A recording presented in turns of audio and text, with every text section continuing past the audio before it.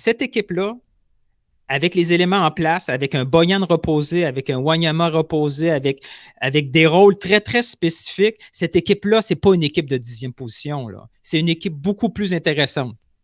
Je pense que ce match-là met une petite poudre de c'est 10e position quand même. Là. Non, mais attends, Sof, vas-y, parce que je pense qu'on est sur la même longueur d'onde. Non, vas-y. Juste pour dire, ce match est révélateur pour deux raisons. Parle dans le micro, Sof, s'il te plaît. Excuse-moi. Le match, il est révélateur pour deux raisons. Première raison, l'équipe quand elle a le pied au mur et elle est désespérée, on voit les qualités qui ressortent. Non, on a été désespérés pendant 10 matchs puis on n'a jamais été capable. Comment? C'est la première fois qu'on réussit à revenir au score. Là. C'est pas le désespoir. Là. Ils sont déprimés. Pendant 8 matchs, ils sont déprimés. Camacho faisait des erreurs. Diop ne faisait pas 150 mais c'était pas du désespoir. Là. C'était d'autres choses. Non. Là, ils étaient désespérés. Mais avant, ils étaient déprimés. Dans le micro big.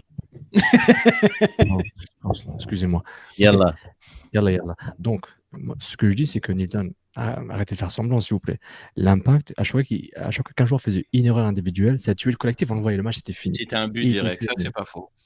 C'était fini. Puis, le match, on l'a perdu. C'est pourquoi Piet, il disait 2-3 fois, on aimerait rentrer chez nous, parce qu'ils en avaient marre.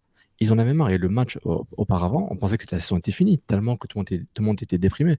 Et c'est normal, c'est la fatigue mentale et physique qui s'accumule. Mais le deuxième révélateur de ce match-là, c'est que il joue quand même contre DC United. C'est pas Toronto FC.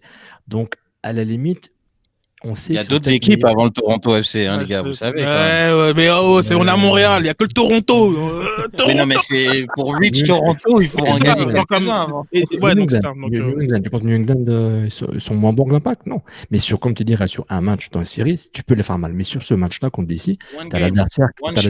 Exactement, mais dans les deux sens. Hein. Déjà, c'est un contexte playoff, comme a dit Newton, mais comme répond à Julien, c'est révélateur, oui, parce qu'on voit des qualités dans des actions de transition. C'est pas comme ils ont construit Tiki-Taka comme aurait fait Toronto. Excuse-moi, Red, j'ai parlé de Toronto encore une fois. Non, il n'y a pas de problème. Je dis, c'est pour baguer, excuse-moi. Et en même temps, on voit une équipe qui a des difficultés pour essayer de construire un minimum, mais ils étaient en mode désespoir. Donc, je trouve que c'est un peu flou. Mais ça casse un peu le momentum négatif de la communauté, là, des partisans. Parce que depuis un mois, voire 2 mois, l'Impact de Montréal était la pire équipe. Selon tout le monde. Parce que ça n'a pas de. La performance de l'Impact versus le momentum, ou les discussions comme sur de la communauté sont deux choses quand même différentes. Mais je rejoins plus, sauf sur le fait que il faut modérer dans le sens que l'adversaire est un adversaire quand même assez médiocre. On parle d'une équipe qui avait accumulé peut-être 5 victoires dans l'ensemble de la saison, qui a renvoyé son coach aussi, qui avait un momentum positif sur les derniers matchs, mais bon, qui est pas non plus une équipe qui casse une tout. Une équipe au niveau de l'Impact.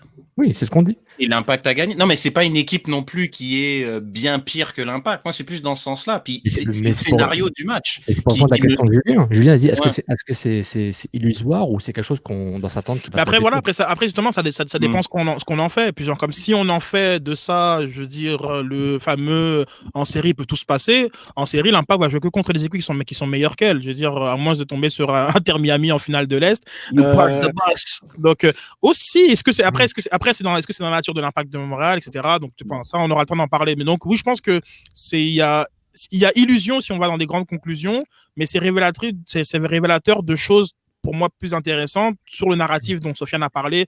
Ils ne veulent pas être là. Je crois que il faut aussi parfois dans l'analyse de discours, il faut distinguer. Piet veut légitimement être auprès de son bébé naissant, de son premier enfant, et c'est normal. Ça n'empêche pas, comme n'importe quelle personne qui travaille et qui n'est pas H24 avec ses enfants, de pouvoir faire ce qu'il a à faire dans son métier. Donc, de cette phrase-là, de la spinner sur... Il y en a d'autres qui doivent penser pareil que lui. Et en fait, ils n'ont pas envie d'être là. Et en fait, comme ils veulent juste... Ils perdent parce que ils ne sont pas motivés. Je crois que si c'est cette équipe-là qui a été jusqu'à la 70e minute, ils étaient éliminés. Enfin, je veux dire, si c'était une équipe qui ne voulait pas finir la saison, il y avait toutes les occasions du monde. Donc là, je crois que cette équipe-là vraiment a tort le coup à cette idée-là et que parfois, il faut simplement accepter que en face, il y a parfois meilleur. Et point. Et que c'est pas un signe de ta baisse, d'un manque de motivation, ou que tu veux finir la saison, ou patati patata. Genre, comme toi, tu fais des erreurs coûteuses, et en face, c'est bien éclaté. Parfois, c'est juste ça. Point. Alors, le match, c'était une victoire sur les 6 derniers matchs. Donc, le momentum était quasiment négatif. Puis, Twitter avait raison de dire ce qu'il disait. Nous aussi, on disait, mais. Il disait quoi avant de dire qu'il avait raison? Parce que, comme Twitter, on peut le faire dire plein de choses. Hein. Que Newton disait que l'ambiance était mauvaise, personne n'était content parce qu'ils ont une victoire en 6 matchs. Bah oui, c'est normal par rapport à la forme. Mais c'était pour revenir sur Newton. Puis Reg, je te rejoins, mais je trouve que c'est millimille là. Et j'avais dit ça la semaine dernière, ils sont pas aussi mauvais qu'on voudrait croire qu'ils le sont, puis ils sont pas aussi bons qu'on voudrait qu'ils soient. Ça, c'est l'Impact depuis 2012. Donc malheureusement, ça n'a pas changé. Bon, merci beaucoup. Du monde, ça. Merci beaucoup les gars, en tout cas sur cette grosse partie Impact de Montréal. C'est cette qualification aussi pour les playoffs qui nous met le... Waouh, quel clip magnifique que tu viens de voir. Si tu veux voir l'épisode en complet en primeur avant tout le monde, clique sur le lien Patreon plus bas. Mais si tu ne l'as pas vu, c'est un secret. C'est patreon.com/Cannes Football Club.